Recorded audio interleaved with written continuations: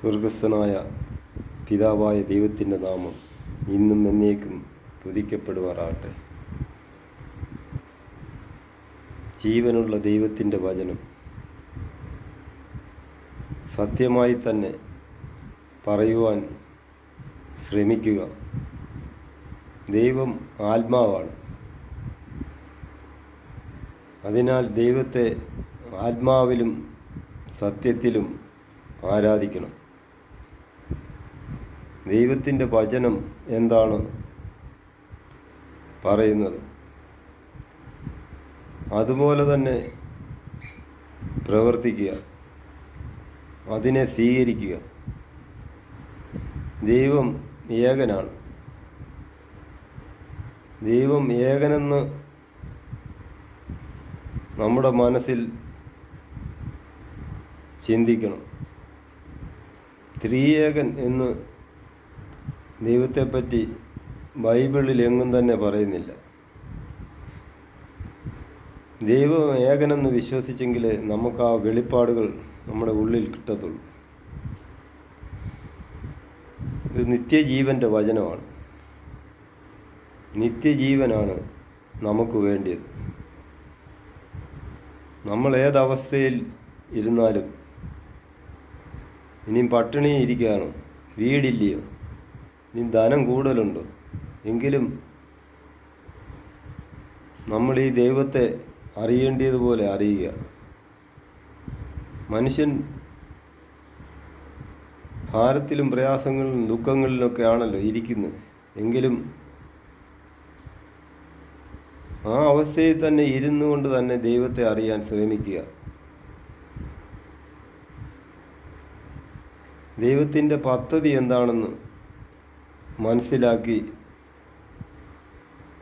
ദൈവം ആത്മാവായകാൽ ആത്മാവിലും സത്യത്തിലും ആരാധിക്കുക. ദൈവത്തെ അന്വേഷിക്കുന്ന ബുദ്ധിമാനുണ്ടോ എന്ന് ദൈവം സ്വർഗത്തിൽ നിന്നും മനുഷ്യപുത്രന്മാരെ നോക്കുന്നു. കാലം അന്ത്യത്തോട്ട് പോയിക്കൊണ്ടിരിക്കുന്നു. മനുഷ്യർ പലരും ചെറുപ്പത്തിൽ തന്നെ തീർന്നുകൊണ്ടിരിക്കുന്നു. ഈ കൊറോണ വന്നു കഴിഞ്ഞ് പലരും ചെറുപ്പക്കാരാണ് മരിച്ചുകൊണ്ടിരിക്കുന്നത്. അതുകൊണ്ട് ഈ വചനങ്ങളെ സ്വീകരിച്ച് ഇത് വിശ്വസിച്ച് മരണത്തിലും മരിച്ചു കഴിഞ്ഞ ശേഷവും നമ്മുടെ ആത്മാവ് ഉണ്ടെന്ന് മനസ്സിലാക്കി മുൻപോട്ട് ജീവിക്കുവാൻ ശ്രമിക്കുക. സത്യം മനസ്സിലാക്കുക. ദൈവം ഏകനാണ്. ത്രിയേകൻ എന്ന് പഠിപ്പിക്കുന്ന ആ ഒരു രീതി അല്ല, ദൈവം ഏകൻ തന്നെ എന്ന് പഠിപ്പിക്കുക. വചനത്തിലുള്ള പോലെ തന്നെ പഠിപ്പിക്കാൻ ശ്രമിക്കുക. ഇന്ന് പല അപ്പോസ്തലന്മാരും പ്രവാചകന്മാരും ഒക്കെ നമ്മുടെ ഈ നാട്ടിൽ രൂപപ്പെട്ടുകൊണ്ടിരിക്കുന്നു. പക്ഷെങ്കിൽ എന്താണ്, അപ്പോസ്തലനും മഹാപുരോഹിതനുമായ നമ്മുടെ യേശുവായെ നോക്കി ആ പാത പിന്തുടരുക. നിത്യജീവൻ്റെ വചനമാണ്.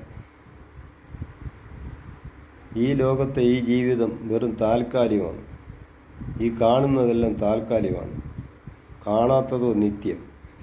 ആ കാണാത്തതിനെ ആകാംക്ഷയോടെ കാത്തിരിക്കുക.